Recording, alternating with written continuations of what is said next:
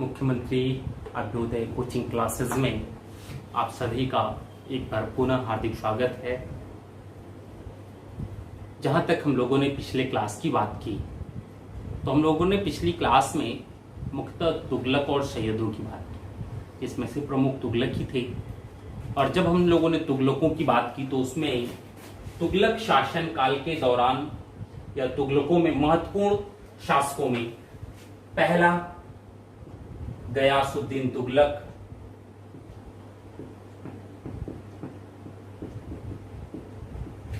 दूसरे मोहम्मद बिन तुगलक, तीसरे फिरोज शाह तुगलक,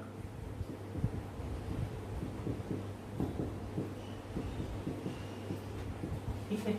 ये तीन और इन तीनों के हम लोगों ने कार्यों को भी देखा। ये देखा कि खिलजी वंश के समय जो एक शासन कठोरता पर आधारित होता था, जैसे ही तुगलक वंश की स्थापना होती है गयासुद्दीन तुगलक ने उसमें परिवर्तन किया और शासन व्यवस्था में अंतर क्या हो गया कि जो कठोरता होती थी कि मांस निकाल लेना, मृत्युदंड दे देना, थोड़ी सी गलती के लिए, थोड़े से गलत कार्य के लिए मृत्युदंड की सजा सिरे, उसमें इन्होंने परिवर्तन करके थोड़ी सी उदारता लाई और इनके इसी नीति को मध्यवर्ती नीति कहा गया, ठीक। या इसी नीति को इन्होंने रस्मो मियान की नीति कहा, ठीक है। यही शासक थे जिन्होंने भारत में सबसे पहले नहरों का उत्खनन करवाया, ठीक है। फिर एक दुर्घटना निजामुद्दीन औलिया से भी इनके संबंध खराब ही रहे। अंत में पैसे के लेन देन को लेकर के बात इतनी ज्यादा बिगड़ गई कि यहां तक कि इन्होंने ये कह दिया निजामुद्दीन औलिया से कि बंगाल से वापस लौटने तक यदि राजकोष में खुसरो शाह के द्वारा लिया गया पैसा तुमने अदा नहीं किया तो फिर अच्छा नहीं होगा। प्रत्युत्तर में निजामुद्दीन औलिया ने यही कहा, हनूज दिल्ली दूरस्थ। इनके दिल्ली पहुंचने से पहले ही निजामुद्दीन औलिया चल बसे। अब लाश से तो आप पैसा लेंगे नहीं, पहली चीज। दूसरा, और खुद गयासुद्दीन तुगलक दिल्ली पहुंच ही नहीं पाए। दिल्ली से पहले अफगानपुर में कड़ा के पास ही था। अफगानपुर में बंगाल में जीते गए हाथियों की प्रदर्शनी लगाई गई, एक लकड़ी का महल बनवाया गया। प्रदर्शनी के दौरान ही किसी हाथी ने लकड़ी के महल के किसी एक भंडे पर ठोकर मारी, जिससे पूरा का पूरा महल भरभरा करके गिर गया। कहते हैं उन लकड़ी के भंडों के नीचे दबकर गयासुद्दीन तुगलक की मृत्यु हो गई। चूंकि ये घटना फरवरी की है, बर्नी ये कहते हैं कि यह जो भी घटना हुई वो बिजली गिरने से हुई थी। तो समस्या यह है कि फरवरी के महीने में जिस क्षेत्र की ये बात कर रहे हैं कि यहां ये घटना हुई, वहां बिजली नहीं गिरती। तो अगर बिजली नहीं गिरती तो फिर समस्या कैसे? तो उसमें यह कहा गया कि नहीं, ये तो पूरा बाद के इतिहासकार जो है उन्होंने ये कहा कि बर्नी का कथन एकदम झूठ है, क्योंकि उसे डर था कि कहीं ऐसा लिखने पर, सच बात लिखने पर उसकी भी हत्या न करवा दे अमेठी, इसलिए उन्होंने झूठ लिखा। इस पूरी हत्याकांड की जिम्मेदारी मोहम्मद बिन तुगलक के ऊपर डाली जाती है, क्योंकि 40 साल से ऊपर ये हो चुके थे मोहम्मद बिन तुगलक। इन्हें भी सत्ता प्राप्त करने की जल्दी थी, इसलिए इसने षड्यंत्र किया।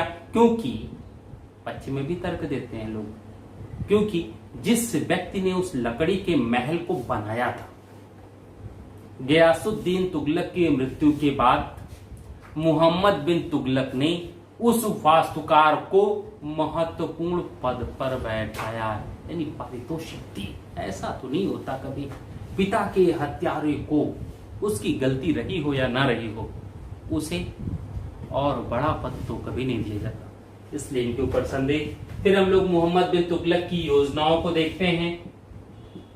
इनकी जो योजनाएं थी, इन योजनाओं में सांकेतिक मुद्रा का प्रचलन, राजधानी परिवर्तन, दोआब में कर वृद्धि, खुरासान अभियान, कराची अभियान, ये सारी चीजें आई, ठीक है। ये इनकी योजनाएं, जो सभी योजनाएं असफल होती हैं, इन्हीं के शासनकाल में हम लोग ये देखते हैं कि कैसे दक्षिण भारत पूर्णतः स्वतंत्र हो जाता है। पहले अलाउद्दीन खिलजी के समय में 4 राज्य, राजा रामचंद्र देव, प्रताप रुद्र देव, बीरबल लाल थर्ड और वीर पांड्य, ठीक है, ये 4 शासक, इनको पराजित किया गया, इन्हें विजित किया गया, सबको सल्तनत में मिलाया गया। लेकिन एमबीटी के द्वितीय चरण में, प्रथम चरण में विजयनगर और द्वितीय चरण में बहबनी, ये दोनों स्वतंत्र हो जाते हैं। विजयनगर 1336, बहमनी 1347, विजयनगर हरिहर और बुक्का, उसके बहमन शाह अलाउद्दीन बहमन शाह, इन्होंने स्वतंत्रता की घोषणा की थी। कहते हैं सल्तनत से काफी क्षेत्र विद्रोह के परिणाम स्वरूप निकल गया, लेकिन जिन क्षेत्रों में उस विद्रोह को दबाने के लिए मोहम्मद बिन तुगलक गया, वहां उसने विद्रोह दबाया भी। अंततः ठट्टा अभियान पर इसकी मृत्यु हो जाती है। कहते हैं जब इसकी मृत्यु हो जाती है तब बर्निए कहते हैं जनता को सुल्तान से और सुल्तान को जनता से मुक्ति मिली। इब्न बतूता भी मोरक्को का यात्री, अफ्रीका मोरक्को का यात्री इब्न बतूता इन्हीं के दरबार में आया। उसे 1342 में चीन भेजा इन्होंने, उसे दिल्ली का कोतवाल नियुक्त किया, बड़ा सम्मान किया, क्योंकि एमबीटी ने धर्म से ऊपर उठ करके राजनीति में धर्म का प्रवेश नहीं होने दिया। लेकिन बाद में जब देखा उसकी योजनाएं क्या सफल होती, तो उसको लगा कि चूंकि हम धर्म को बहुत ज्यादा नहीं मानते, तार्किक काम करते, इसलिए ऐसा कुछ है, इसलिए द्वितीय चरण में उसने धर्म को भी तवज्जो दी है कुछ न कुछ, ठीक है, ये चीजें। फिर फिरोज शाह तुगलक की जब हम लोग बात करते हैं तो इनकी कल्याणकारी योजनाएं,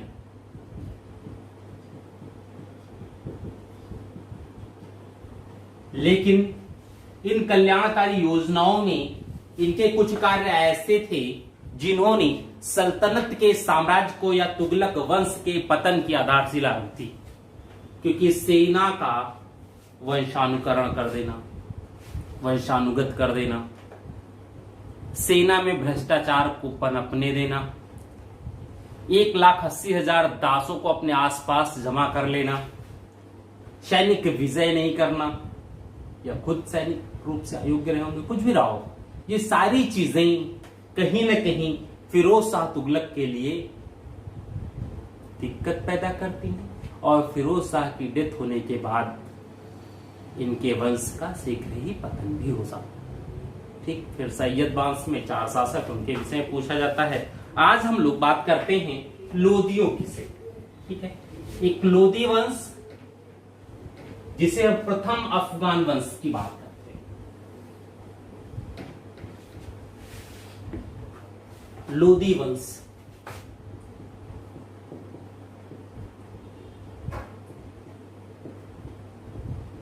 1451 to 1526, 1451 से 1526 के बीच में लोदी वंश के 3 शासकों ने शासन किया। अब इन शासकों में कौन कौन? हाँ, इस लोदी के इस टाइम पीरियड को हम प्रथम अफगान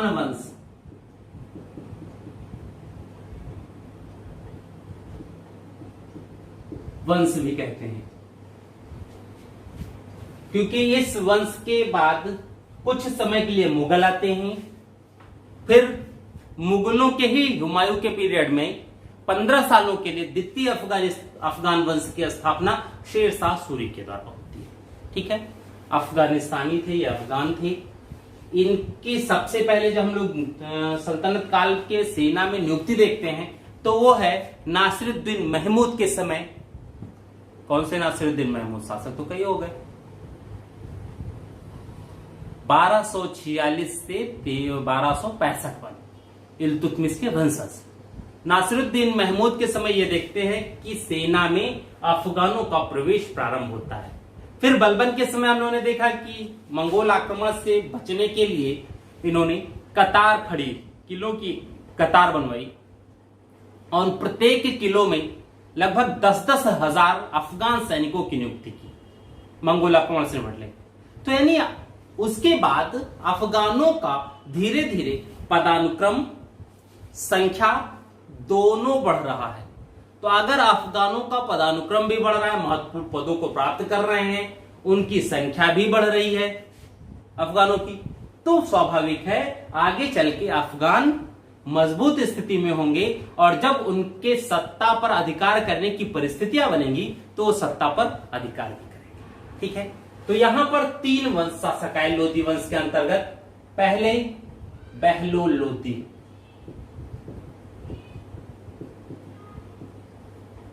दूसरा सिकंदर लोदी,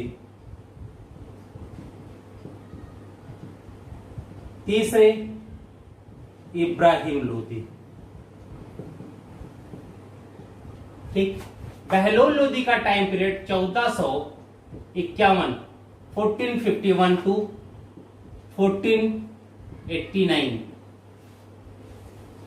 सिकंदर लोदी का 1489 टू 1517, इब्राहिम का 1517 से 1526। ठीक है, अब अगर इन तीनों लोदी सुल्तानों में कार्य की दृष्टि से महानता देखी जाए तो सिकंदर सबसे ज्यादा योग्य सुल्तान था और इसके समय कार्य भी बहुत हुए। ठीक है, इसकी समानता फिरोज शाह तुगलक से की जाती है, हर चीज लगभग सेम है, लेकिन जब सैनिक विजय की बात आती है तो ये फिरोज पर 20 पड़ता है। तो हम लोग आज बात सबसे पहले बहलोल लोदी से स्टार्ट करते हैं।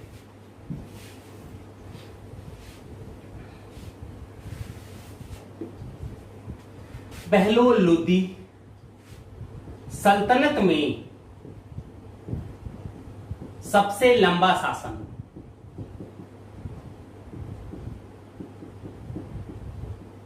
बहलोल लोदी का था, यानी सबसे लंबा शासन करने वाला सल्तनत कालीन का शासक, सल्तनत काल का शासक बहलोल लोदी। जब मुगल साम्राज्य की बात होती है तो वहां औरंगजेब, ठीक है, अकबर और औरंगजेब में 2 ही 3 महीने का अंतर है। ठीक है, सबसे लंबा शासन, पहली चीज। दूसरा, इसने जौनपुर को विजय किया।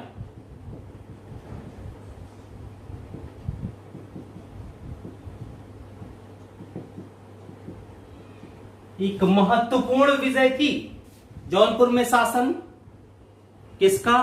भाई फिरोज के बाद जौनपुर स्वतंत्र हो गया, लगभग 100-150 साल तक स्वतंत्र रहा। जौनपुर में शर्की वंश, इसका पूर्व का सिराज भी कहते हैं। शर्की वंश के समय जौनपुर शिक्षा का एक महत्वपूर्ण केंद्र था।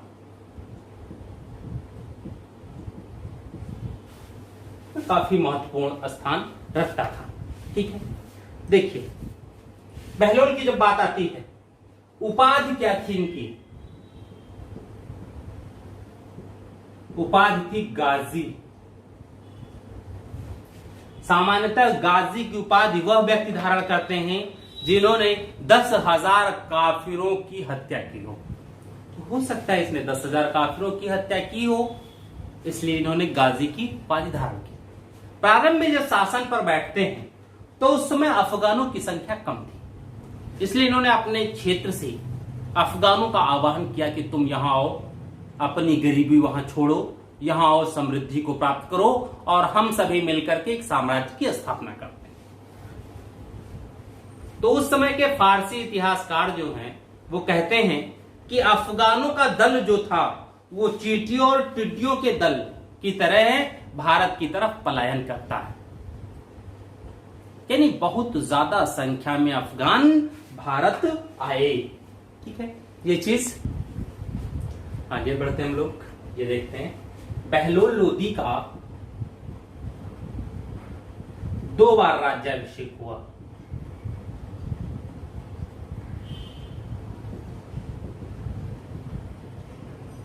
कैसे?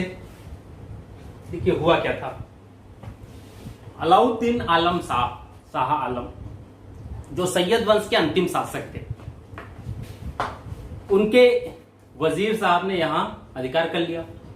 उन्होंने बहलोल से सहायता मांगी, बहलोल आए उनके वजीर को पराजित किया और दिल्ली पर अधिकार कर लिया।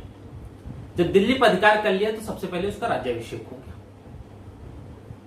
ठीक, फिर उसने एक प्रार्थना पत्र लिखा अलाउद्दीन आलम साहब को कि मैं चूंकि आपके पिताजी का मातहत कर्मचारी रह चुका हूं, आप उनके पुत्र हैं, इसलिए मैं आप भी खुतबा में आपके ही नाम का अनुकरण कर रहा हूं, आपको ही मैं शासक मान रहा हूं, अच्छा होगा कि आप यहां आकर के राजगद्दी संभालें। तो अलाउद्दीन आलम साहब हो सकता है डर गया हो या कोई और बात रहा हो, उसने ये कहा नहीं नहीं नहीं, चूंकि मेरे पिता ने आपको भी अपना पुत्र कहा है, इसलिए आप मेरे बड़े भाई के समान हैं, तो सत्ता का उपभोग आप ही मेरे बड़े भाई की हैसियत से कीजिए। अब तो बात हो ही गई थी और अंततः जैसे उसका राज्य वो मिला, इन्होंने दूसरी बार राज्याभिषेक किया।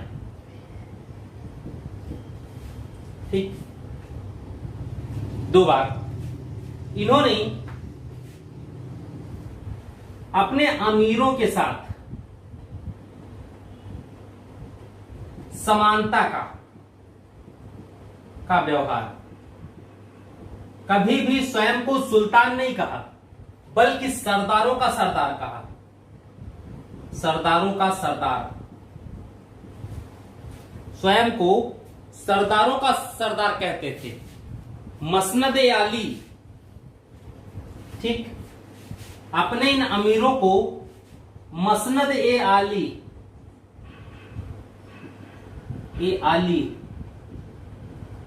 या मेरे पुत्र पुकारता था। ठीक है, मसनद ए आली या मेरे पुत्र पुकारता था। दूसरी चीज, कभी भी बहलोल लोदी ने स्वयं के घोड़े की सवारी नहीं की, स्वयं के घर का खाना नहीं खाया। करता क्या था? प्रतिदिन घोड़ा और खाना किसी न किसी अमीर के यहां से आता था। यानी प्रत्येक दिन का भोजन और इसके सवारी के लिए घोड़ा कोई न कोई अमीर भेजता था। इसने इसके लिए क्या किया? मिटाल दे रहे हैं।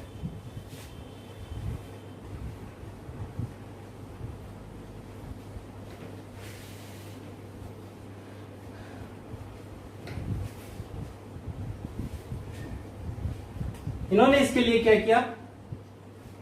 एक संगठित गुप्तचर व्यवस्था का गठन किया। कहते हैं प्रत्येक अमीर के घर में बहलोल के द्वारा नियुक्त गुप्तचर रहते थे और उन गुप्तचरों का काम क्या था कि छोटी सी छोटी बात भी बहलोल को बताएं। कहते हैं बहलोल ने आपसी एकता की बात की। भाई अफगान स्वतंत्र प्रवृत्ति के होते हैं, बहुत ज्यादा स्वतंत्रता की तरफ होते हैं, तो जब वो बहुत ज्यादा स्वतंत्र प्रवृत्ति के होते हैं तो उन पर नियंत्रण रखना बहुत कठिन होता है। तो बहलोल ने क्या किया कि उनके मन में, अफगान सरदारों के मन में एक ऐसी बात दिमाग में घर कर जाए कि उन्हें ऐसा लगे कि सुल्तान को हमारे आपस की बात भी पता चल जाती है। तो उसने ऐसी महिला पुरुष हर प्रकार के गुप्तचर रखे उन्हीं अमीरों के घर में, उनकी नियुक्ति कर दी। उन सभी गुप्तचरों का काम क्या था? भाई नौकर काम कर रहे हैं, खाना बना रहे हैं, खाना खिला रहे हैं, यही सब काम है, लेकिन है क्या? बहलोल के गुप्तचर। तो उनके पति पत्नी के बीच की क्या बात हुई है ये भी पूरा बताते थे बहलोल। तो एक अमीरों में धारणा घर कर गई कि सुल्तान को सूचनाएं तो भूतों और प्रेतों से मिलती हैं। एक ये बात आ गई। तो जब सुल्तान को सूचनाएं भूत प्रेतों से मिलती हैं, ये हमारे दिमाग में आ जाए या अमीरों के दिमाग में आ जाए, तो कोई भी अमीर सुल्तान के खिलाफ विद्रोह की बात नहीं सोचता है। ठीक है, तो ये चीजें आई।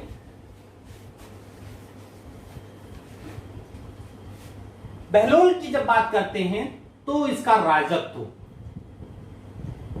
वह अफगान राजत्व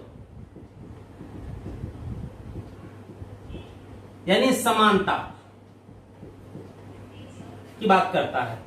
बहलोल कभी भी इस राजत्व के अंतर्गत सिंहासन पर नहीं बैठा।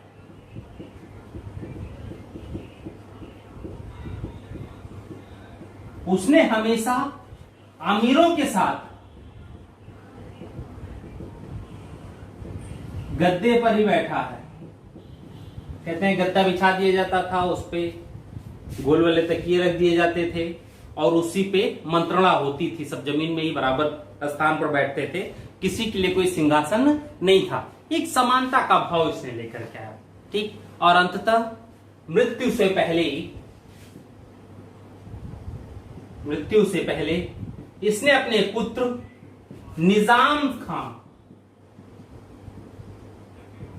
को अपना उत्तराधिकारी बनाया, घोषित किया। ठीक, मृत्यु हुई और निजाम खां शासक बने। ठीक है, तो बात करते हैं हम लोग निजाम खां की।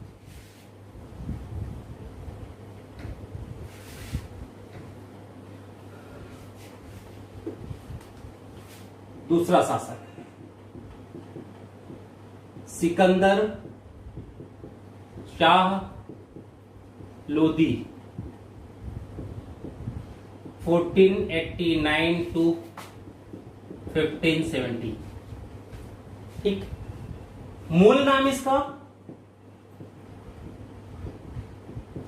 निजाम खां। ठीक, उपनाम जो इसने स्वयं रखा गुल रुखी, वह साहित्यिक नाम है जी। सिकंदर लोदी भी कविताओं की रचना करता था और जो कविताएं लिखता था वह इसी नाम से।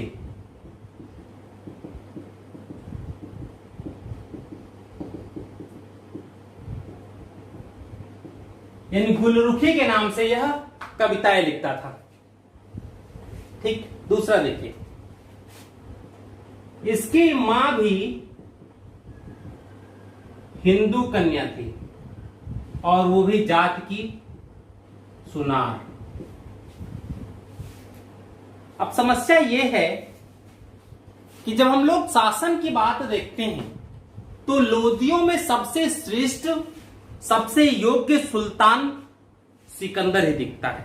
ठीक है, तो अब उसमें हम लोग इनके कार्य देखें सिकंदर के। ठीक, सर्वाधिक साम्राज्य विस्तार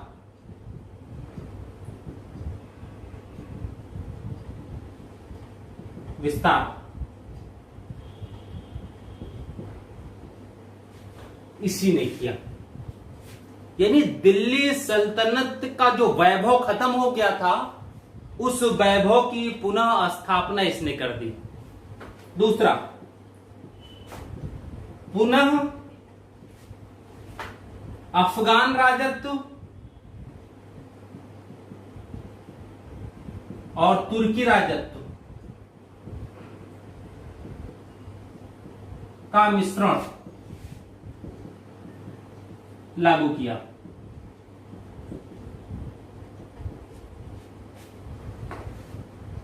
क्या इसने जो पिताजी की उम्र के थे, जिन्होंने इसको खिलाया रहा होगा, उनके प्रति इसने सम्मान का भाव रखा।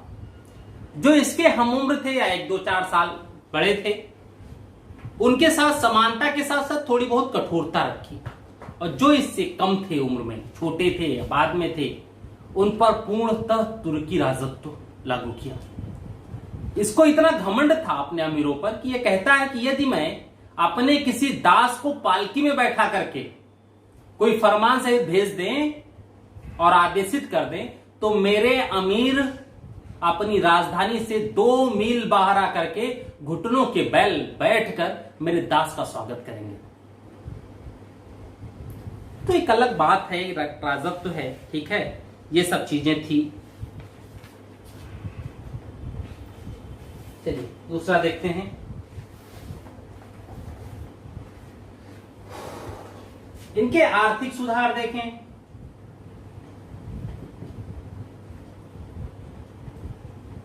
ठीक, आर्थिक सुधार में देखते हैं सबसे पहले इसने एक काम किया, भूमि माप के लिए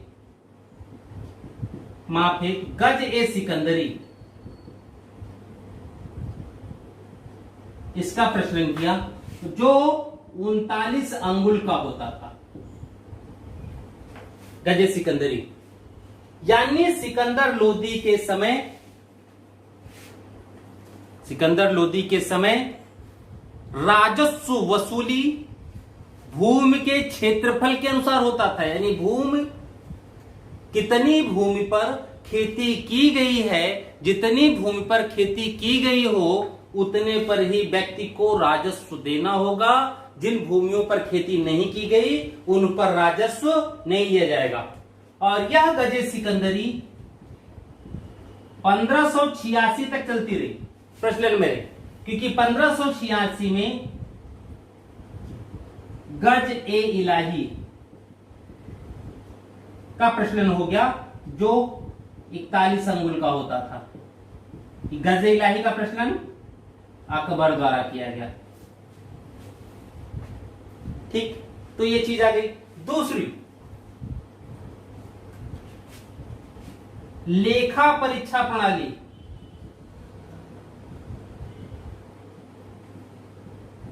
की शुरुआत की,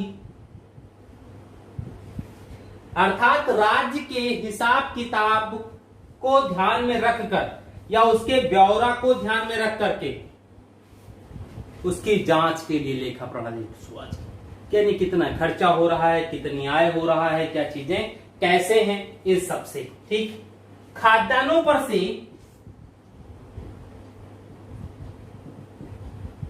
पर से चुंगी एवं जकात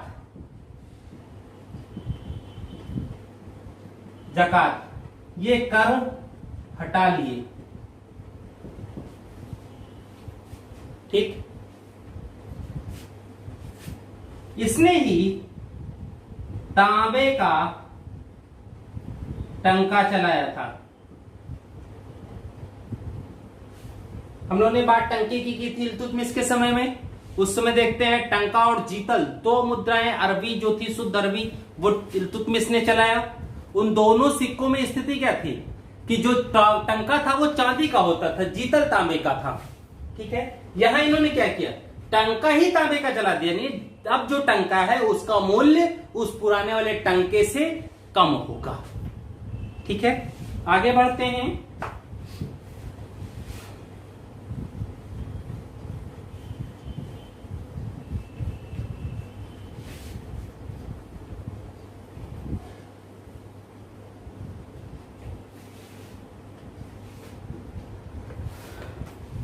इनकी धार्मिक नीति देखा जाए,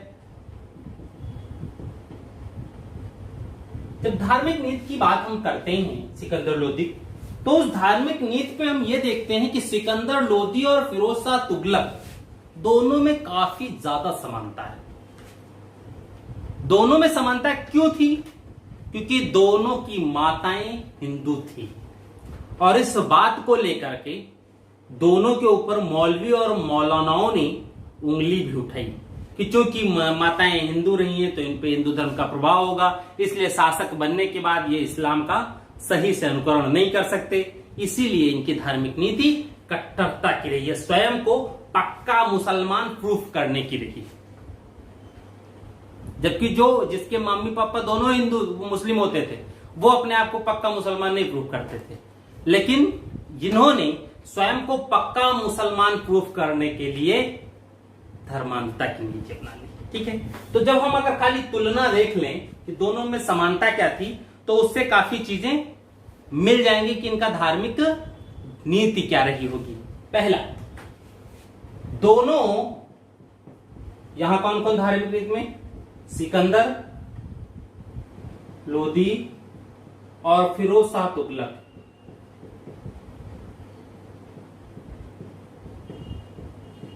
दोनों की माताएं हिंदू थी। ठीक, पहली चीज, दोनों की माताएं हिंदू थी। इन दोनों ने अपने राज्य को इस्लामिक घोषित किया। यानी शासन किसके अनुसार चलाएंगे? शरीयत के अकॉर्डिंग शासन चलाया, ठीक। यानी इस्लामिक नियम कायदे ही राज्य में प्रचलन में रहेंगे, अन्य कोई कानून राज्य का इसमें नहीं है, ठीक है। दोनों बंगाल को विजित नहीं कर पाए,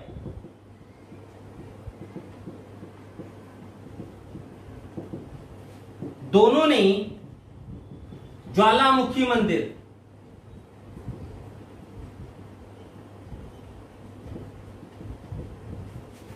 पर आक्रमण किए,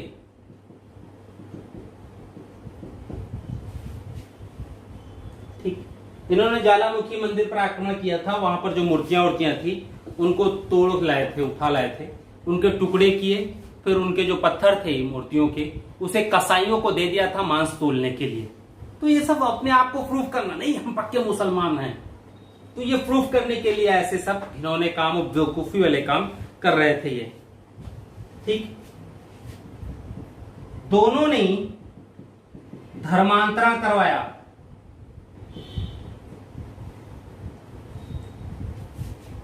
ठीक।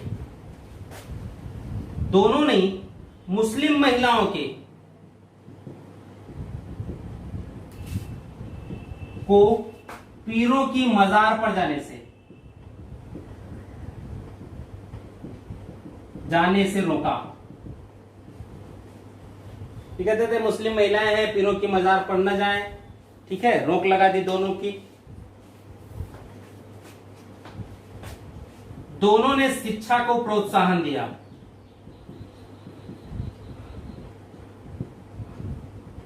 अनुवाद विभाग की स्थापना की,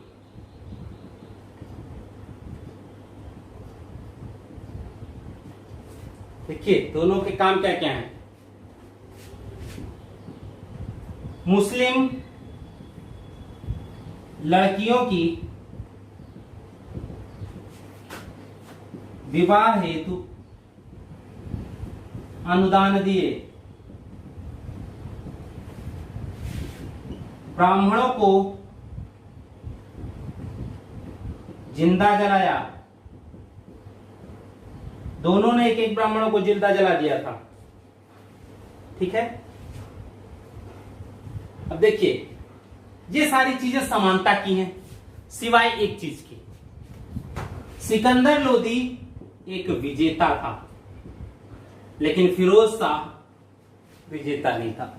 दोनों में सिर्फ यही एक अंतर है, ठीक है, कि सिकंदर लोदी युद्ध के मैदान में भी उत्कृष्ट है, लेकिन फिरोज शाह में सारी कुछ सिकंदर से समानता होते हुए भी युद्ध के मैदान में वह उत्कृष्ट नहीं है, ठीक है। आगे बढ़ते हैं थोड़ा सा और।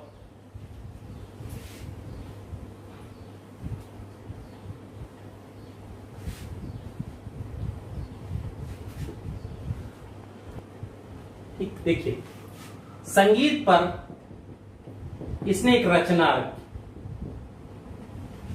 लिखी, लज्जत-ए सिकंदर शाही।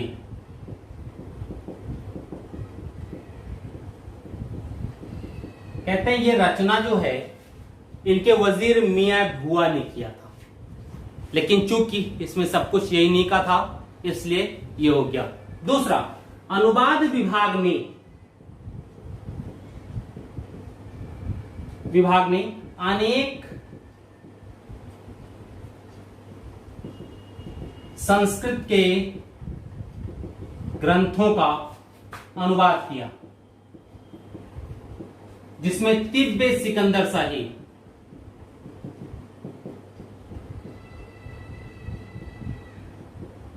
प्रमुख है। कहते हैं ये आयुर्वेद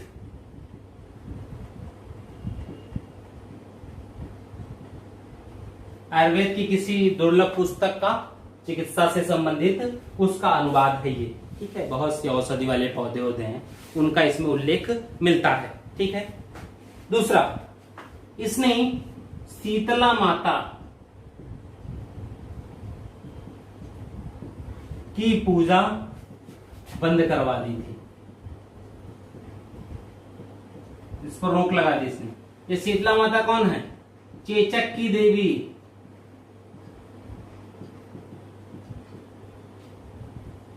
चेचक उस समय एक महामारी के रूप में फैलता था। तो चूंकि शीतला माता का संबंध हिंदू धर्म से, इसलिए इसने उनकी पूजा पर रोक लगा दी। कहा यह पूजा नहीं हो सकता क्योंकि हिंदुओं की देवी है, इससे इस्लाम प्रभावित होगा, इस्लाम के नीति नियम कायदे प्रभावित होंगे, इसलिए पूजा बंद करो। ठीक है, आगे बढ़ते हैं। इब्राहिम,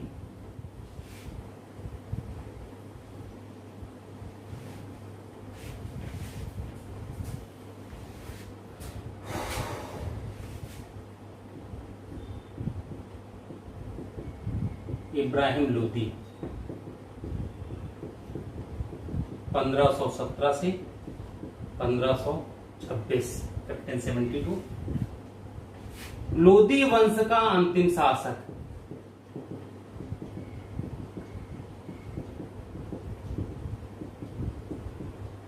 लोदी वंश का अंतिम शासक है। ठीक है, देखिए इसके विषय में बहुत सी चीजें हैं। जब ये गद्दी पर बैठा तो इसके अमीरों ने इस पर दबाव डलवा के साम्राज्य का विभाजन करवाया और जौनपुर का साम्राज्य इसके भाई जलाल खां को सौंप दिया।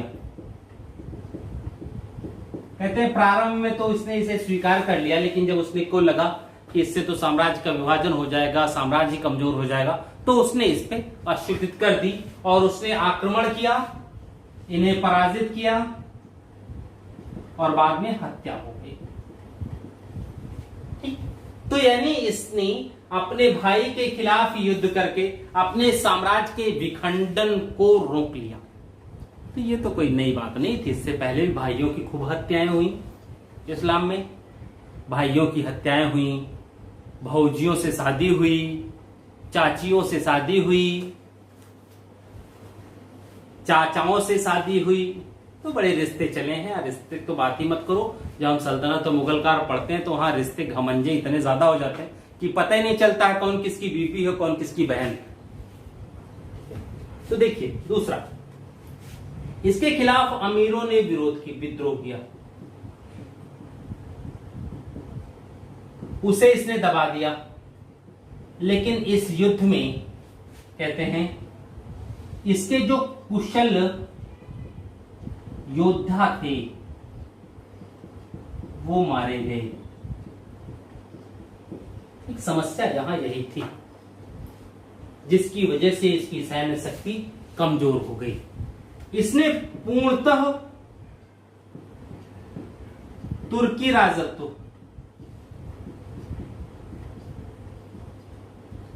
का पालन किया।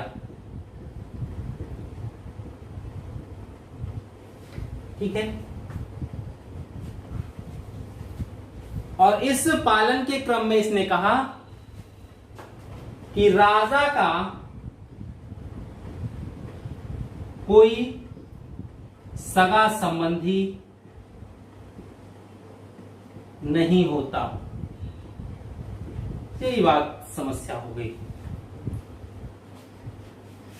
1519 में घटौली के युद्ध में राणा सांगा से पराजित हुआ और सांगा ने धौलपुर तक के क्षेत्रों पर अधिकार कर लिया। ठीक, अंततः आलम खां लोदी,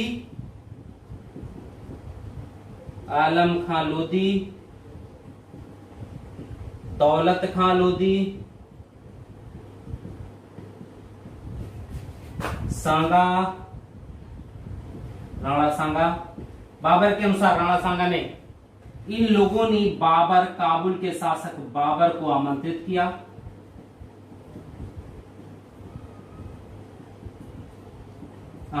किया और पानीपत का प्रथम युद्ध, जिसमें इसकी पराजय होती है। इब्राहिम लोदी सल्तनत काल का इकलौता शासक है जो युद्ध क्षेत्र में वीरगति को प्राप्त होता है।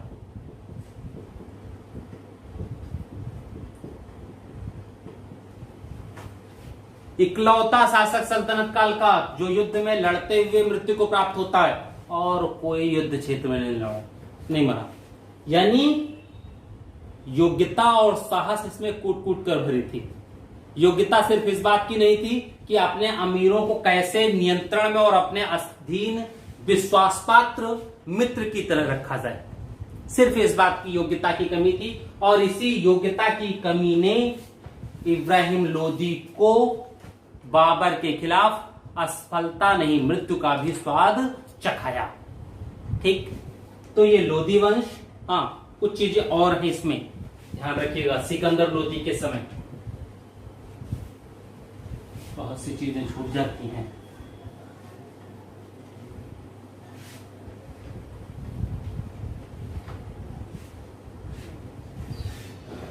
सिकंदर के समय भाई,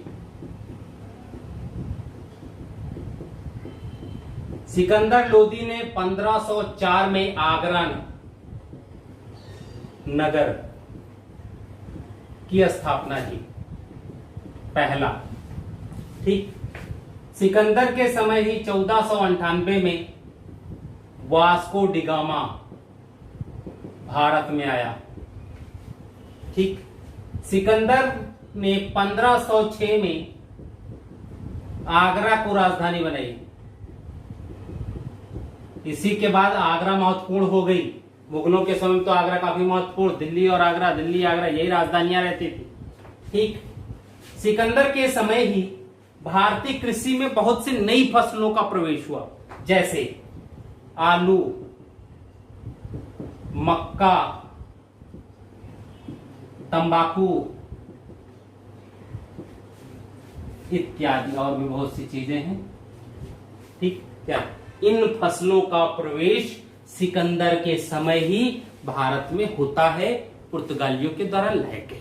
ठीक, तो ये कुछ चीज और थी, और जो चीज होगी हम लोग बाद में रहेंगे भाई, वैसे होना नहीं चाहिए। ठीक है, तो ये चीजें थी।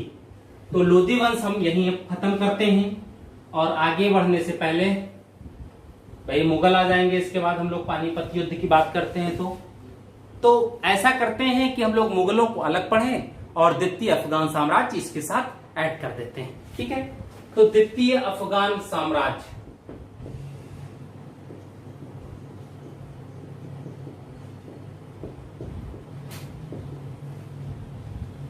द्वितीय अफगान साम्राज्य 1540 से 1556, 55 ही है लेकिन 56 हिमों को भी उसी में ऐड कर लिया जाए। ठीक है, द्वितीय अफगान साम्राज्य। जब हम इसकी बात करते हैं तो इसमें जो प्रमुख शासक हैं उनमें सबसे प्रमुख शेर शाह शूर।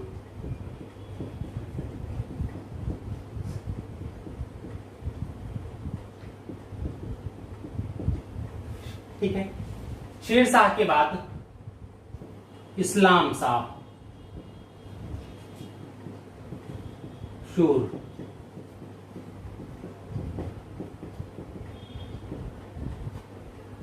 और इस्लाम शाह के बाद साम्राज्य का विखंडन हुआ और 3 शासक 3 जगहों पर, आदिल शाह, इब्राहिम शाह और सिकंदर शाह।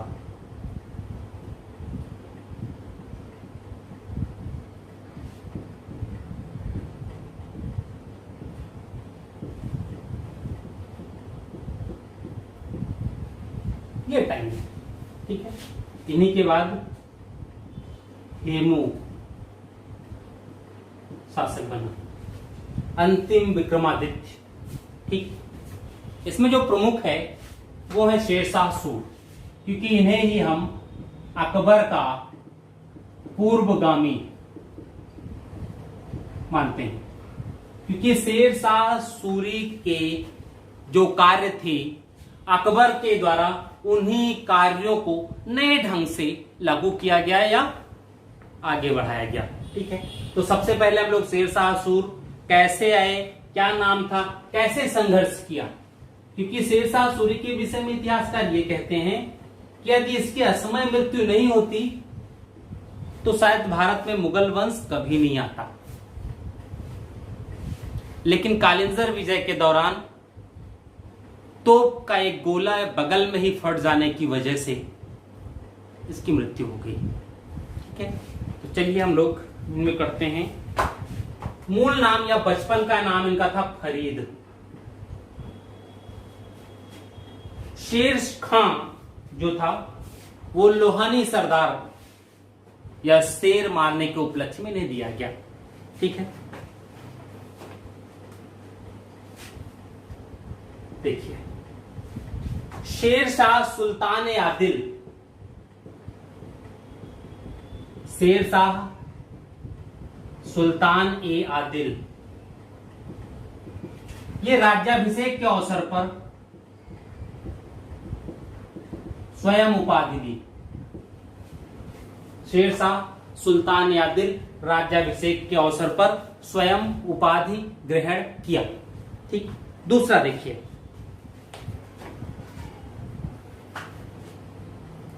शेर खां,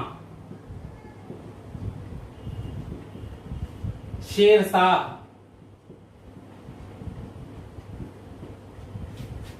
शेर खां बहादुर खान लोहानी के द्वारा दिया गया।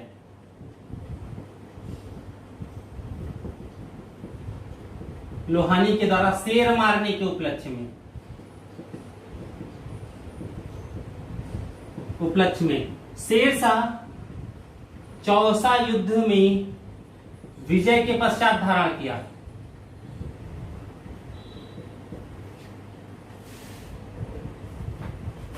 हैदर द्वितीय सेकंड, अब्बास खां शेरवानी, इसने कहा है हैदर द्वितीय। ठीक है, चालाक अफगान,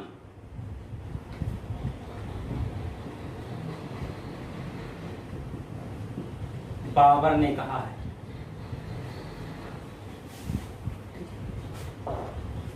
तो ये इनके कुछ उपाधि या नाम है, अलग अलग लोगों ने अलग अलग समय पर उस समय के अकॉर्डिंग इन्हें दिया गया।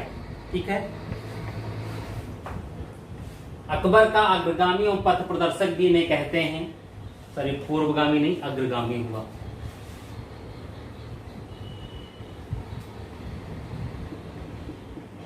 अग्रगामी पहले, हाँ अग्रगामी, पूर्वगामी तो बाद में।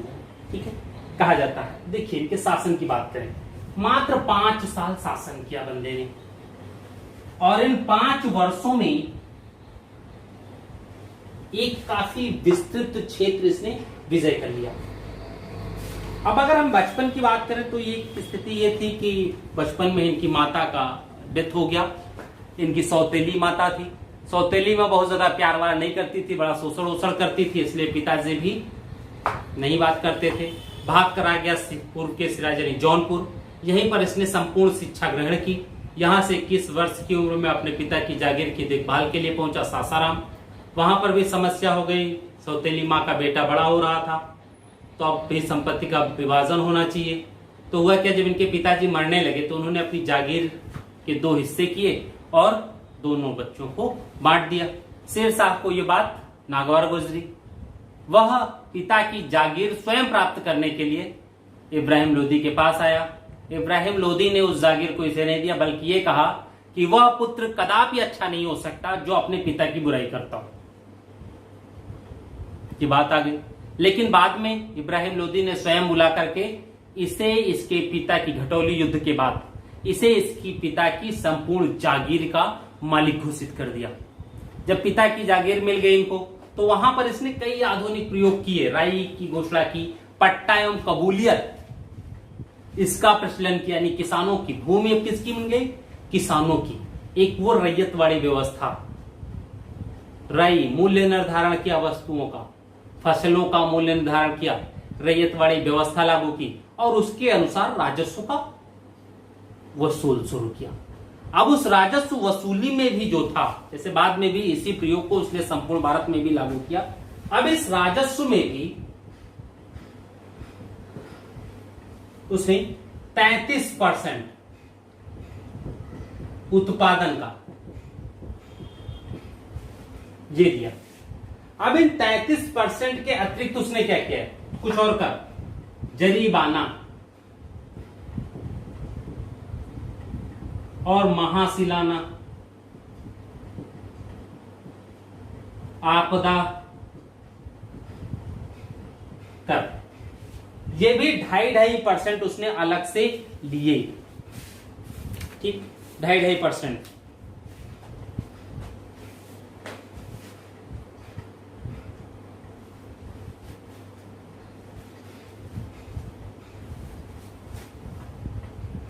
अब जरीबाना भूमि सर्वेक्षण शुल्क था, यह उत्पादन का 2.5%। महाशिलाना संग्रह शुल्क, राजस्व संग्रह शुल्क, संग्रह शुल्क था, यह भी उत्पादन का 2.5%। आपदा कर, यह अनाज के रूप में लिया गया, रूप में, और ये किसानों के ऊपर ही व्यय होता, लेकिन ये जमा करना होता था, ये भी 2.5%। ठीक, इसके अतिरिक्त उसने और कई अश्वाब वसूले, लेकिन वह अपने अधिकारियों से कहता था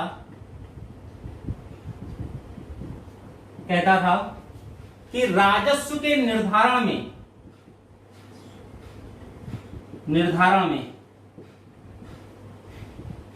ढिलाई बरतो। राजस्व निर्धारण में ढिलाई होनी चाहिए। उस समय आप जब निर्धारण कर रहे हो तो बहुत ज्यादा कठोरता नहीं इतने होगा, नहीं, थोड़ा सा कम भी कर दो, कोई दिक्कत नहीं, लेकिन राजस्व वसूली में कठोरता होनी चाहिए। भाई हम जब किसान की इच्छा के अनुसार राजस्व का निर्धारण कर दें कोई दिक्कत तो होगी नहीं, लेकिन वसूली जब किसान की इच्छा के अनुसार है, किसान ने निर्धारण के समय जब उस पर सहमति व्यक्त कर दी थी, तो फिर वसूली में उसे दिक्कत नहीं होना चाहिए। ये चीजें थी। ठीक है, गजे सिकंदरी इनके समय भी भूमि माप की इकाई रही, गजे सिकंदरी ही नापा जाता था भूमि। ठीक है, और उसके लिए अलग से पैसे इत्यादि भी लिए जाते थे। तो ये चीजें उनके भू राजस्व में। देखिए स्थिति और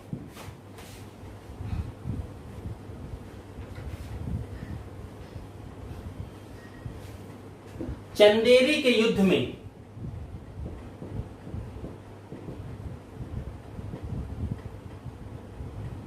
चंदेरी का युद्ध 26, 27, 28, 1528। ठीक, मेदिनी राय वर्सेस बाबर के बीच लड़ा गया। मेदिनी राय और बाबर के मध्य लड़ा गया था, और इस युद्ध में सॉरी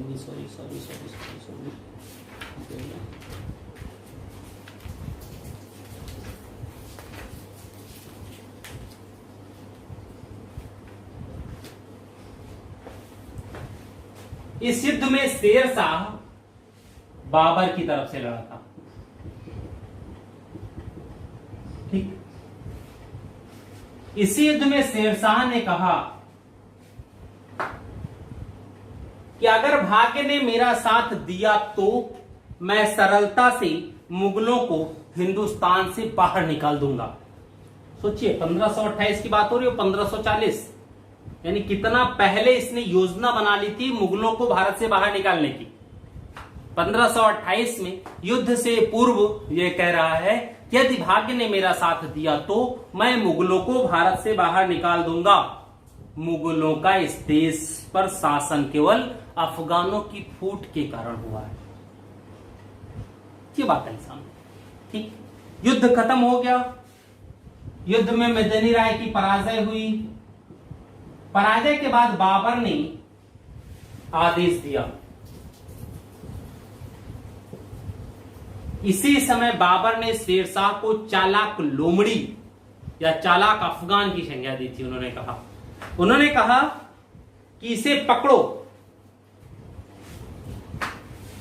इस चालाक अफगान को पकड़ लो, क्योंकि मुझे इसके मुख पर बादशाहत के चिन्ह दिखाई पड़ते हैं।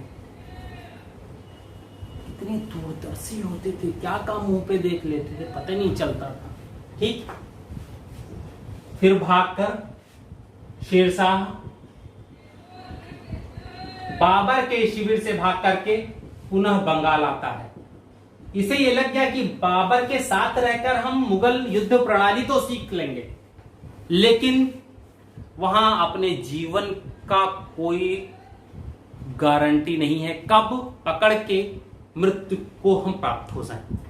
इसलिए इसने सोचा बिहार और बंगाल में ही रह करके क्यों ना अपनी शक्ति का सृजन किया जाए, मौका भी मिलेगा, बंगाल के शासक की मृत्यु भी होगी। तो उसने उसके लिए क्या किया, वैवाहिक संबंध, कुछ तो पार्टी रही होगी, महिलाओं को भी बहुत प्रभावित करता था बंदा। ठीक, इसने 3 महिलाओं से विवाह किया। ठीक है, पहली लॉर्ड मलिका,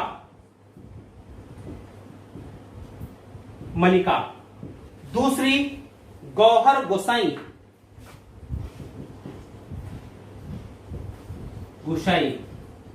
और तीसरी बीबी फतेह मलका।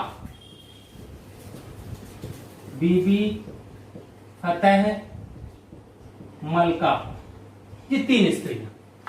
ठीक, इस लॉर्ड मलिका से उसे चुनार का किला मिला।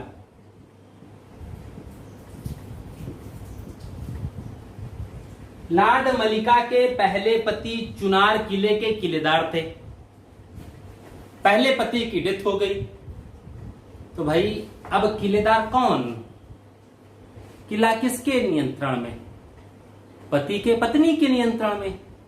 शेरशाह ने सोचा कि अगर इसकी पत्नी को ही पटा लिया जाए और उससे निकाह कर लें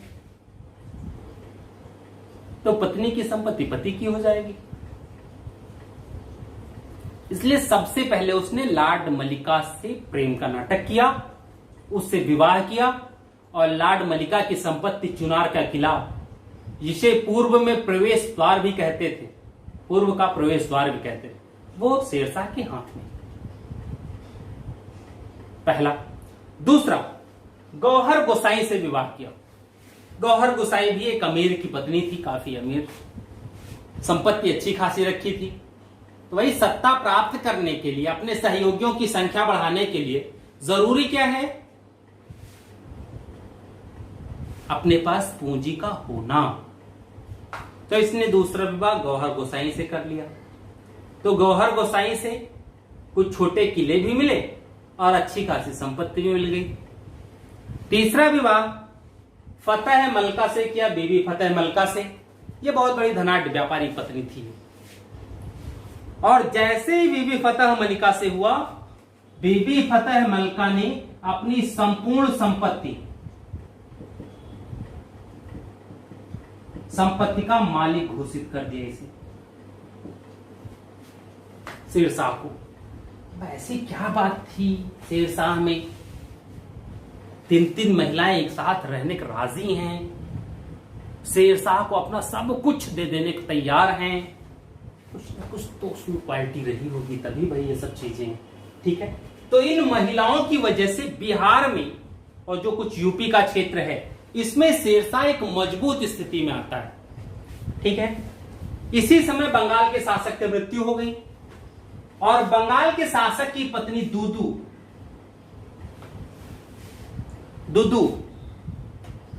नाम थोड़ा शॉर्ट पटा है, दुदू, इन्होंने पुनः शेरशाह को बुलाकर अपने पुत्र जलाल का संरक्षक घोषित कर दिया।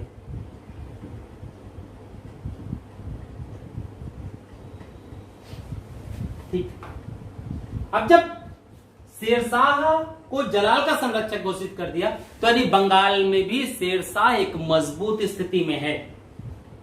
तो अगर बंगाल में भी शेरशाह मजबूत स्थिति में है, तो अब उसे तो भाई बिहार और बंगाल में कोई ऐसा अफगान नहीं जो चुनौती दे सके। और जब कोई अफगान ने जो चुनौती दे सके तो क्या होगा, दूसरे अफगान अब शेरशाह के चतुर्दिक इकट्ठा होना शुरू हो जाएंगे। होता भी यहां ऐसे ही है, क्योंकि 1930 के बाद हुमायूं जब शासन में आते हैं, भाई बाबर तो प्रारंभ 4 साल शासन ही मिला और उन 4 साल में 4 युद्ध लड़े और जीते, अफगानों की कमर तोड़ दी 2-2 युद्ध में। अब समय चाहिए था अफगानों को एकजुट होने के लिए, एकजुट करने के लिए, लेकिन यह टाइम ऐसा था हुमायूं के समय कि 2-2 अफगान नेता मजबूत स्थिति में थे। अफगान अब ये डिसाइड नहीं कर पाते थे हम जाएं तो किसके साथ जाएं, कौन मुगलों को भारत से खदेड़ सकता है, अपनी स्थिति मजबूत करनी थी। ठीक है, आगे बढ़ते हैं।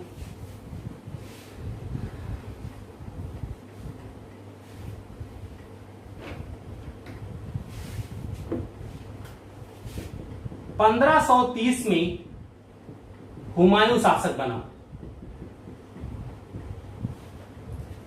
ठीक, जब हुमायूं शासक बनते हैं तो इस समय 2 अफगान थे, बहादुर शाह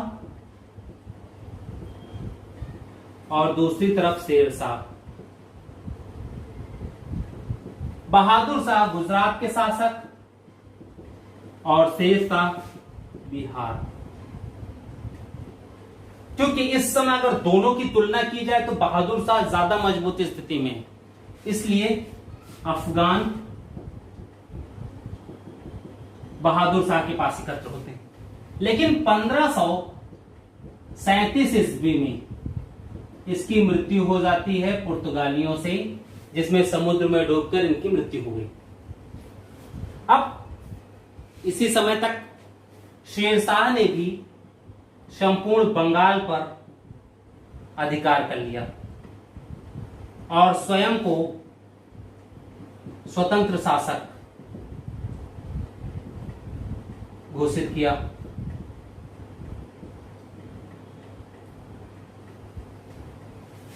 प्रेम में बड़ी ताकत होती है। यदि आपको प्रेम करना अच्छे से आता है तो आप किसी भी साम्राज्य को तहस नहस कर सकते हैं। उस साम्राज्य की महिलाएं आपकी सहयोगी हो सकती हैं, अपने पति के खिलाफ, अपने पुत्र के खिलाफ, अपने भाई के खिलाफ। शेरशाह में वो क्वालिटी थी, इतना बड़ा प्रेम करने की क्षमता थी। स्वतंत्र शासक। अब हुमायूं के लिए जरूरी क्या था कि शेरशाह जैसे व्यक्ति को पराजित करना, और अंतिम अभियान इन्होंने शेरशाह के खिलाफ किया, क्योंकि बहादुर शाह के खिलाफ शेरशाह ने अपने पुत्र कुतुब खां को हुमायूं की सहायता में भेजा था। क्योंकि 33 में हुमायूं ने जब बंगाल बिहार पर आक्रमण किया, चुनार का घेरा डाला, तो उसमें शेरशाह जानते थे कि हुमायूं के खिलाफ इस समय उसकी स्थिति बहुत कमजोर है, तो उसने संधि का प्रस्ताव रखा, हुमायूं की अधीनता स्वीकार की, प्रतिवर्ष राजस्व भेजने की बात हुई, और साथ ही साथ 5000 घुड़सवारों के साथ अपने पुत्र कुतुब खां को गारंटी के तौर पर हुमायूं की सेना में थे। कुतुब खां से कहा भी जब तुम्हें कभी भी सूचना भेजें तो कोशिश करना किसी तरीके सेना से निकलकर मेरे पास पहुंच जाओ, ताकि हम मुगलों के खिलाफ एक नए युद्ध की तैयारी कर सकें और युद्ध लड़ सकें। तो ये सारी चीजें थी, बाद में ये सब चीजें हुई। कहते हैं जब हुमायूं बंगाल अभियान करता और ये होता है कि नहीं इस बार तो अब हुमायूं शेरशाह को खत्म ही कर देगा, तो शेरशाह ने बंगाल खाली कर दिया। कहते हैं बंगाल की राजधानी गौड़ में आग लगा दी, एकदम से पूरा जला दिया था और छोड़ दिया। हुमायूं जब वहां पहुंचते हैं तो बिना किसी प्रतिरोध के बंगाल पर अधिकार हो गया, राजधानी पर। वहां देखा कुछ है ही नहीं है, तो अब हुमायूं के लिए जरूरी क्या था, वहां पर एक व्यवस्था को बनाए रखने का, बनाने का। तो हुमायूं लगभग 6 महीने तक वहीं पड़ा रहे, गौड़ में ही। वहां पूरी व्यवस्था अच्छे से कर दी, लोग सब अच्छे से आ गए। जो जलाया वलाया गया था, जला वला था नहर शहर, वो सब सारी चीजें खत्म हो गई, लगी नहीं रहा था कि ये जला है। ये 6 महीने में शेरशाह ने किया, अपनी संपूर्ण संपत्ति प्लस परिवार, अजेय दुर्ग, रोहतासगढ़, गढ़ में सुरक्षित कर लिया। ठीक। और जब हुमायूं जब वापस हुए तो उन्होंने ग्रैंड ट्रंक रोड न पकड़ करके, जिस रास्ते से गए थे वो न पकड़ करके, उन्होंने कहा गंगा का पूर्वी किनारा पकड़ें और उसी से हम दिल्ली पहुंच जाएंगे, बाद में यमुना हो जाती है, पूर्वी किनारा पकड़ के। अब ये गंगा का किनारा पकड़ लेते हैं। शेर शाह ने चौसा नामक स्थान पर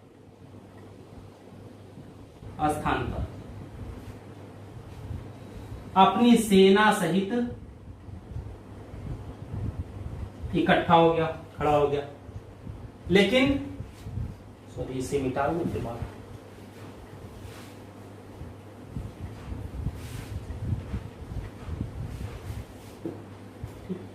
मान लो ये गंगा जी का किनारा है,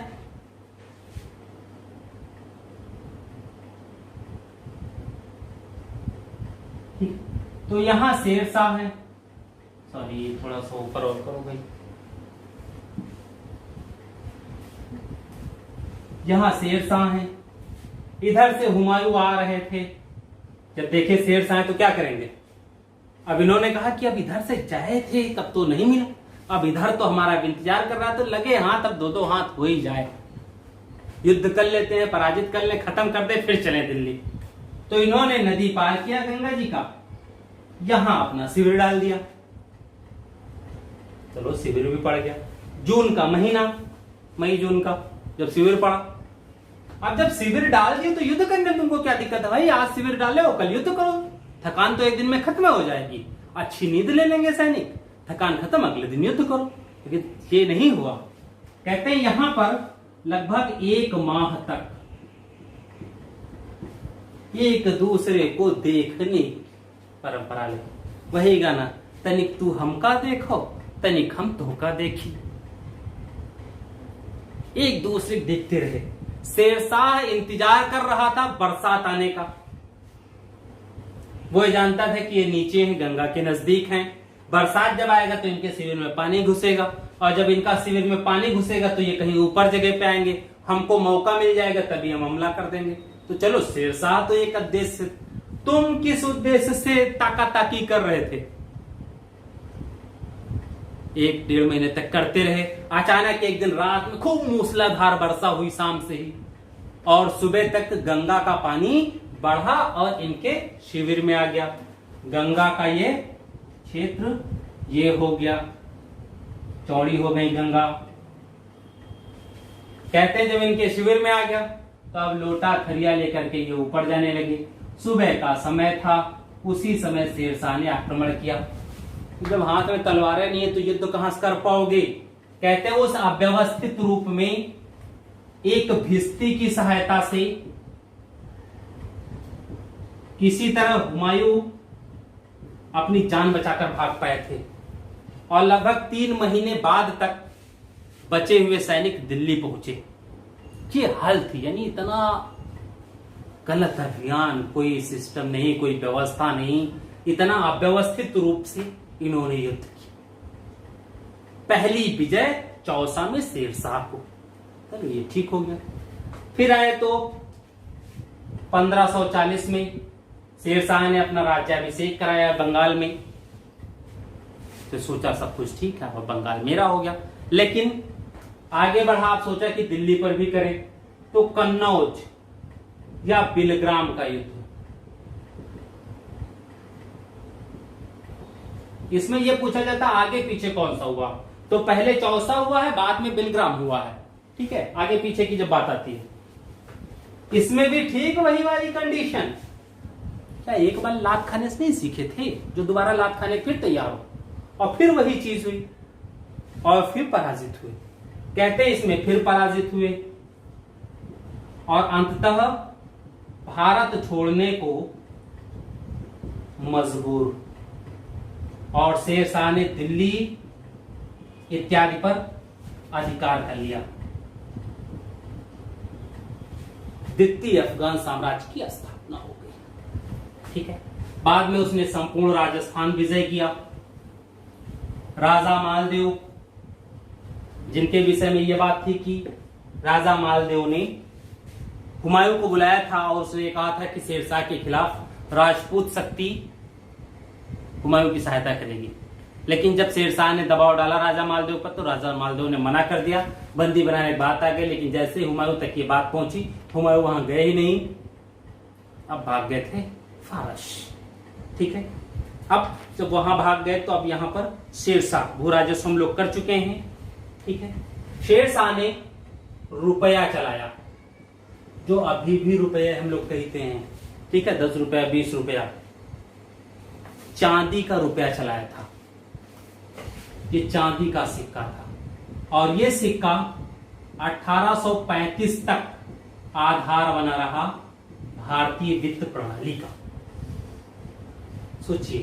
ठीक, इसके अलावा इसने 167 ग्रेन का दिनार ये चलाया। ठीक, तांबे का दाम चलाया,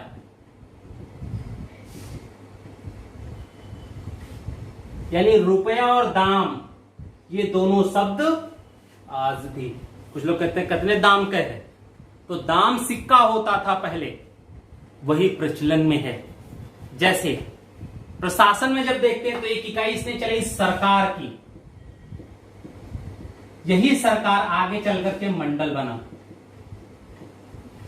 यानी बहुत सी ऐसी चीजें शेरशाह के द्वारा जो चलाई गई वो आज भी जीवंत हैं।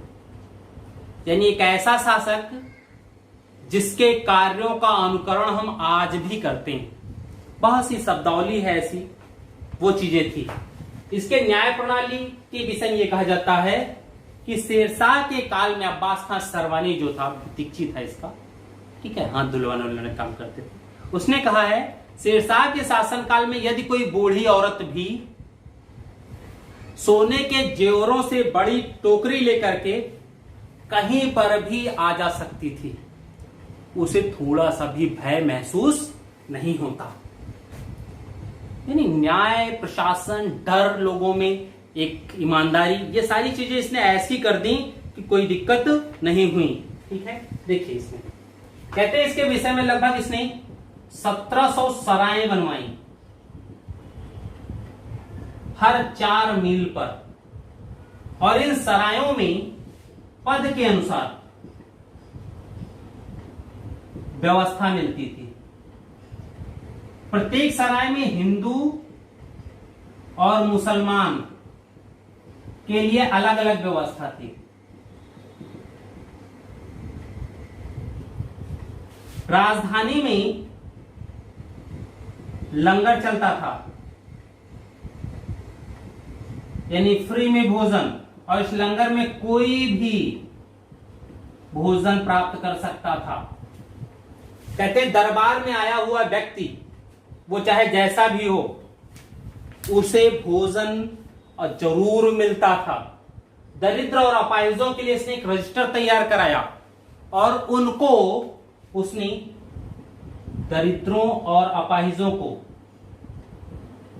इसने भत्ता दिया, यानी मासिक वेतन दिया, गुजारा भत्ता दिया। भाई कुछ नहीं कर सकते, जैसे आज सरकारें बहुत सी विधवा पेंशन योजना, नरेगा फ्री काम करवाओ, गल्ला कोटे जो राशनिंग सिस्टम है, सब चीजें, तो वो उस समय ये कर रहा है कि ऐसे लोगों को दिया जाए जो कुछ कार्य करने में अक्षम हो। आज तो सरकार ऐसे लोगों को दे रही है जो सक्षम हैं, कार्य कर सकते हैं, अपनी जीविका चला सकते हैं। उनको सरकार इसलिए देती है ताकि वो भविष्य में कोई काम करने लायक रहे ही ना। चुनाव के समय दारू मुर्गा बांटो, वोट खट से लो। ठीक है,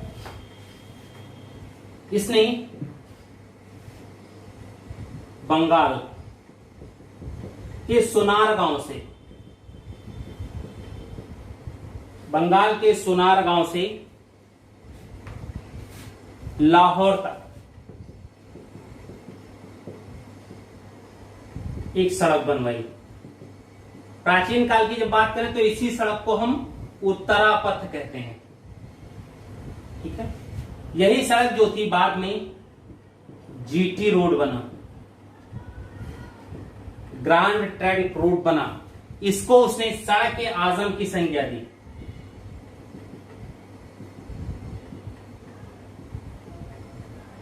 यानी व्यापार में वृद्धि का भी उद्देश्य किया इसने।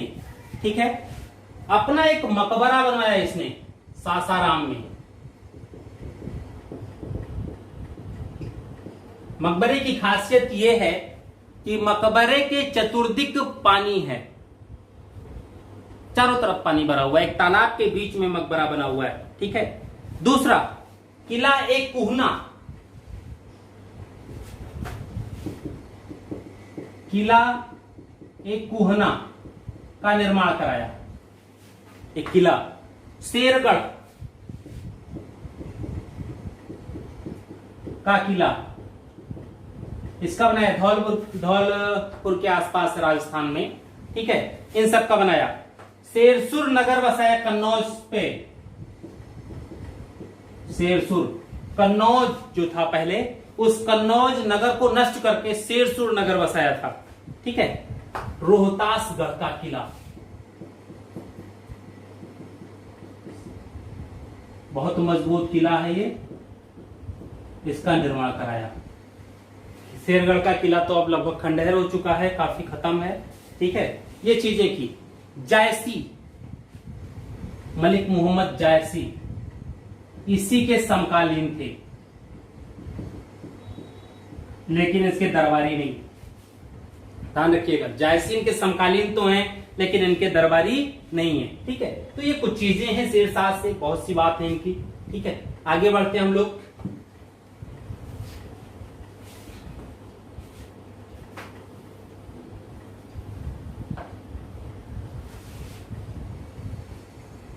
इनकी मृत्यु के बाद हम लोग नेक्स्ट शासक इस्लाम शाह। ठीक है, तो का नाम देखने भाई,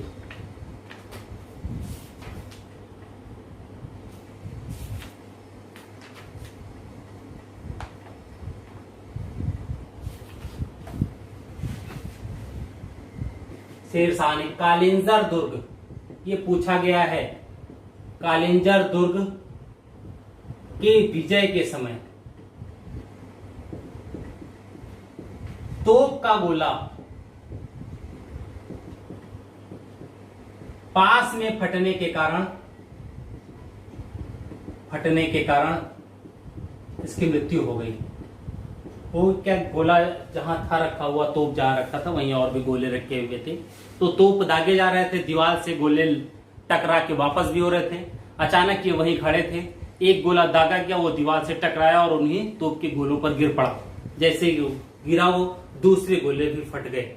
चूंकि बगल में ही खड़े थे शेरशाह, तो उसमें घायल हुए, लेकिन मृत्यु से पहले कालिंजर का दुर्ग जीत लिया गया था, यानी जीत भी मृत्यु के साथ हुई। ठीक है, तो ये इनके बाद अब जो शासक हैं वो है इस्लाम शाह सूर, कोई विशेष काम इन लोगों का नहीं है। इस्लाम शाह सूर 1545 से 1553। ठीक है, कहते हैं इन्हीं के विषय में कुछ बात कही जा सकती। पहला, इसने इस्लामिक कानूनों को संहिताबद्ध करवाया।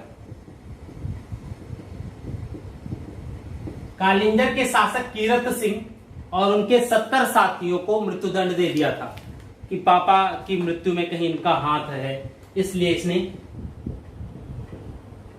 कालिंजर के शासक कीरत सिंह प्लस 70 मित्रों को मृत्युदंड दिया।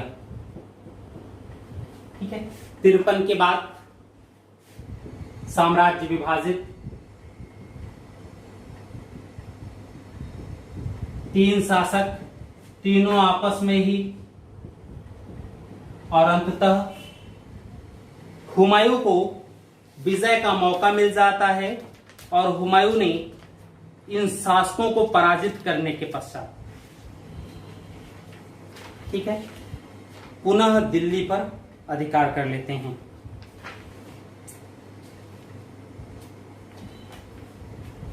कौन कौन से युद्ध हुए? मच्छीवाड़ा, मच्छीवाड़ा का युद्ध और सरहिंद का युद्ध। ठीक है, दोनों 55 में ही, एक मई 1555 और दूसरा जून मई 1555, ये है जून 1555, ये दो युद्ध। तो आप हुमायूं के भी युद्धों का क्रम जो पूछते हैं उसमें क्या हुआ, देखो, चौसा का युद्ध, कन्नौज या बिलग्राम का युद्ध, मच्छीवाड़ा का युद्ध और सरहिंद, ये सीरियल है, ये लगाने के लिए दे देता है कभी कभी। ठीक है, तो ये 4 युद्ध हुए और अंत में आदिल खां सूर का सेनापति हेमू 1556, आदिल खां सूर का सेनापति था। रेवाड़ी का बनिया था जो नमक का कारोबार करता था, नमक बेचता था। रेवाड़ी का बनिया, यानी रेवाड़ी कहां पड़ता है, हरियाणा में। ठीक है,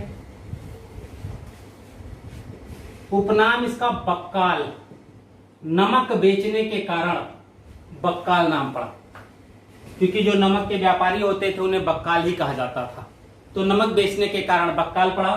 दूसरा, जब अपना राज्याभिषेक कराया तब इसने विक्रमादित्य की उपाधि धारण की। यह अंतिम विक्रमादित्य है, वह 14वां विक्रमादित्य। ठीक है, 14वां विक्रमादित्य। देखिए, अकबर ने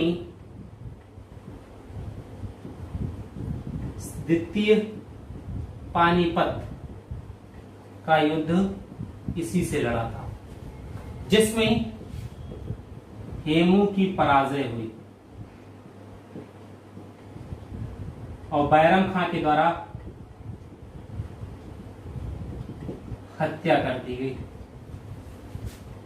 समस्या यही थी, जब हम भारतीय शासक और इस्लामिक शासकों में देखते हैं युद्ध, तो उसमें हमेशा एक ही चीज उल्लेख मिलता है, बहुत घमासान युद्ध चल रहा था। ऐसा घमासान की क्या बताएं, बहुत घमासान कि उसी समय अचानक एक सनसनाता हुआ तीर आता है और इसकी आंख में लगा। सुल्तान मूर्छित होकर के हाथी के हौदे से नीचे गिर पड़ा। सैनिकों ने हाथी का हौदा खाली देखा, वो हिम्मत हार गए और सेना भाग खड़ी हुई। भारतीय राजा पकड़ा गया। हर जगह यही है। अब हम ये नहीं समझ पाते हैं कि हमेशा सनसनाता हुआ तीर आंखियों में क्यों लगा है। अरे नाक, कान, पेट, मुंह कहूं तो और लग सकता है, लेकिन नहीं। इस्लामिक इतिहासकारों ने उस सनसनाते हुए तीर को आंख में ही घुसेड़ा है, कहीं और नहीं घुसेड़ सकते। अब क्या था, कैसे था, और हमेशा राजा मूर्छित होकर के, जैसे तीर आंख में लगा, राजा मूर्छित होकर के हाथी खौदे से नीचे गिरा, घोड़े से नहीं नीचे गिरा, हाथी खौदे से नीचे गिरा। यानी या तो दो चीज हो सकती है, या तो तीर आंख में नहीं कहीं और भी लगता होता, राजा मूर्छित हो जाता होगा, आंख में नहीं लगा रहा होगा, लेकिन हर बार अखियां घुसड़वा दिए, तो अलग बात। दूसरा, या तो तुर्की तीरंदाज इतने अच्छे निशानची थे कि वो जहां चाहते थे तीर मारना वहीं लगता था। अगर आज होते वो तुर्की निशानची, तो शायद सारे तीरंदाजी के मेडल उन्हीं तुर्की तीरंदाजों को ही मिलता। जो भी रहा हो, कुछ भी रहा हो, ठीक है। तो अफगान साम्राज्य की बात हम यही समाप्त करते हैं। नेक्स्ट क्लास जो होगी हम लोगों की, वो मुगल साम्राज्य की बात होगी, ठीक है। कि मुगल साम्राज्य कहां से, बाबर, हुमायूं, अकबर, ठीक है। तो आज के लिए बस इतना ही। मुख्यमंत्री अभ्युदय कोचिंग क्लासेस को ज्वाइन करने के लिए आप सभी का बहुत बहुत धन्यवाद।